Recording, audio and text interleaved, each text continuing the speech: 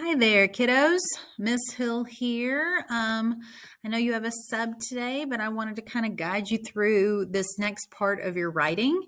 As you can see here from our agenda, our spooky agenda, that we are starting today with this little Ed puzzle. And then I'm going to get you into typing up your next few paragraphs on Seesaw. So you're going to have to fill in your graphic organizer, that middle section that says body. The situation gets more exciting and scary until the climax. So you're going to actually fill that out as you're doing the Ed puzzle today. And then when we finish with the Ed puzzle and you've got everything ready to type up, then you'll switch over to Seesaw and add to that second slide on the Seesaw. So that's where this whole section is going to go. And it might end up being a few paragraphs, hopefully.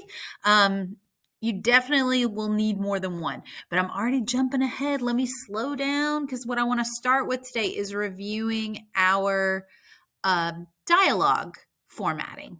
So I'm going to switch it over to this little picture here of Dogman. And we're going to look at this together. So looking at this first panel, the mayor here is saying to Dogman, use your dog nose to sniff him out. So I'm going to give you some choices right now. And you are going to tell me how this dialogue would look in a chapter book. So let's see how you do. Okay, hopefully you did a good job on that one. Hopefully you remembered all your rules about dialogue. Next is this one, go get him. So a very short sentence, the mayor is yelling this, so pick which one is correct.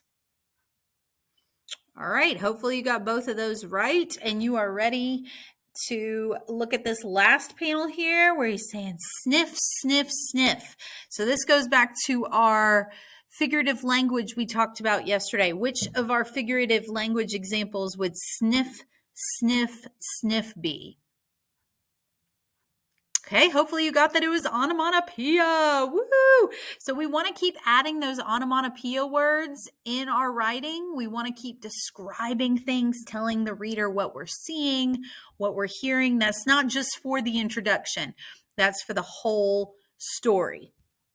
But when we're thinking about this part of the story, the body of our story. So, yesterday we worked on the introduction. We could almost say that that's like the head of the story. And then we're doing the body today. So that would include the torso and maybe the hips, right? This big part, middle part of our body, the majority of where our body is. That's why we call the middle part of the story the body.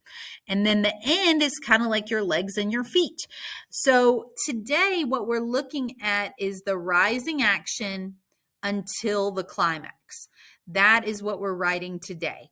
So whatever the big problem in your story, like in my story, it's that decoration skeleton has come to life, and then he's going to chase us around the house, and some things are going to happen. Maybe I'll slip and fall and he almost grabs me, but I make it away until finally the most exciting part happens. Now this should be like the last sentence of your writing for today. So for me, that's going to be, just as I was about to reach the front door, I feel a bony hand grabbing the back of my shirt.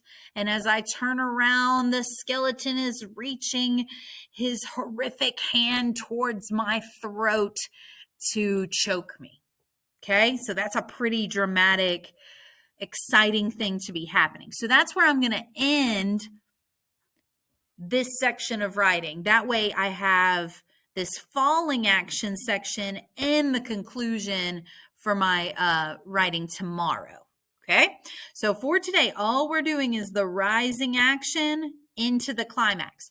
But I'm going to require you to write at least 2 paragraphs today. And I don't think that's going to be a problem for most of you. In fact, I think most of you are going to want to go off and running, write even more than 2. And that's great.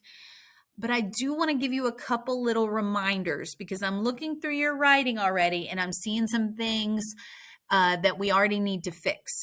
Thing one, punctuation. Sorry, I'm lying to you. Thing one, capitalization. A lot of kids are not capitalizing the word Halloween. Any official holiday is a proper noun that needs a capital. Anybody's name in your story, all of those character names have to start with a capital. So if you know that you have some boo-boos in the first part of your writing, make sure and go back and fix those as we're going. Another thing to remember is spacing. You need a space after every punctuation, whether it's periods, commas, exclamation points, or question marks. There should be a space right afterwards. Also, some of you all have to check up on your run-on sentences. If you have a complete thought, like the skeleton was running after me, we need to stop it after that complete thought and either put a period there and then start a new sentence, or add a comma and our little fanboy word and connect two thoughts together in a compound sentence. Those are your only choices. Last reminder, and then I'll let you get writing. Do not start your sentences with so. When we say so, I went over and talked to my neighbor. That's how we talk, but it's not how we write. And a lot of times you'll notice if you get rid of the so at the beginning of the sentence still makes sense. So don't use words like so. Instead, as you're getting into your action, use some of these what we call transitional words. First, this happened. Then this happened. Later on, this other thing happened. And then finally, the last thing happened. So we want to see those transitional words, not just a bunch of so, then we went down the stairs. So then we saw the monster. That's just, it makes it kind of repetitive and a little boring. I think that's all the reminders I have for you all today. So what you're going to do next is go back over to your writing in Seesaw, and you are going to add at least 2 paragraphs to the middle slide, okay?